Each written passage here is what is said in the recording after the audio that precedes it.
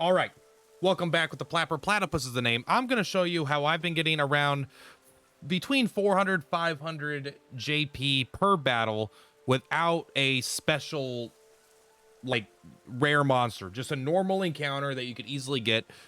This is probably not like a super efficient late game farming strategy, but for a mid game, like between 12 hours into the game, 12, 15 hours into the game, you can probably get here pretty easily, as that's how far I am into the game, 15 hours in, and this is very easy for me to do in the 30s.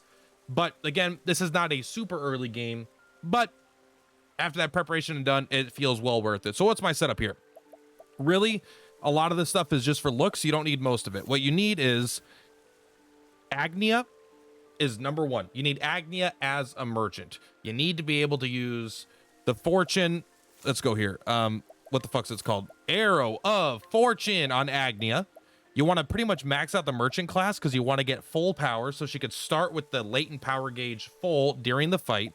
And then I personally really like having Particio in this fight as well, mostly because the foes that I'm farming lets me break them in one turn with hired help for 150 gold, and he gets full BP on the first turn because of his latent ability gets full, and so it makes it really easy to break foes. And then Miss Throne here, I like having mostly for the life in the shadows. Agni is also good because you want all these things on here. You want to receive additional JP after the fights. You want to have the life in the shadows, so you get extra JP and EXP after fights. You want to also have the where did I equip it? The JP augmenter, receive additional JP after fights. So you have all these things working together to give you more stuff. I also have the gold ones equipped, like some extra gold things, but this is really about JP more than anything. And then I have a really strong bow and a lot of physical attack. I'm currently at physical attack 512 with this bow.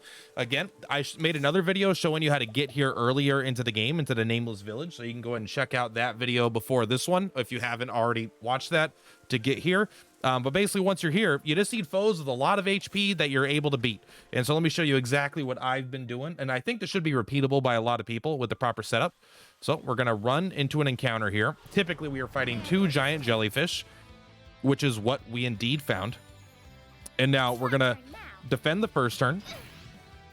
Defend the first turn. We use the latent power on our Throne here, and we're just gonna go ahead and do an armor corrosive. Follow it up with a armor corrosive. Ready. On the other one. If I had an easier way to do that, I would. That's kind of slow, I'll admit. This part is optional. It just helps us get a little more JP. But then we're going to use his latent power here to fill up his BP. We're going to go hired help, hire some mercenaries for only 150 gold. Does 1 damage each hit. Just enough to break them. And now in the next turn here, typically we want Hikari to go second, but that's fine. All right, we're going to latent power. Arrow of Fortune. We could also have Hikari not skip on the first turn if I wanted him to be as a...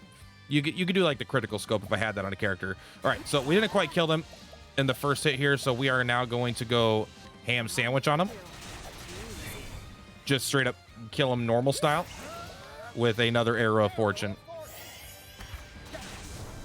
And we only got 1 JP because he really was that close to dead. But I got 492 JP for that one encounter. That took me a minute or two, and I slowed the process way down with ×1 speed, showing you what I'm doing and talking about it. So I could do that repeatedly, really, really fast. You know, I don't know, maybe 1 or 2 times a minute, maybe right about once a minute. But yeah, so you can get a lot of JP with that. Very, very fast method. And let me know if you have better JP farming. That is also, it's not just about getting the most JP, right? We need to have the JP to how easy it is to do. That's pretty easy, pretty fast, relatively low requirements. You do need to get to level 30s to get this, but I think this will help propel you into the late game super well and just continue to make the game maybe too easy, but that's part of the fun of a single player JRPG, is beating the shit out of the game. Anyway, much love. Purplatypus is Purplatypus. I'll see you next time.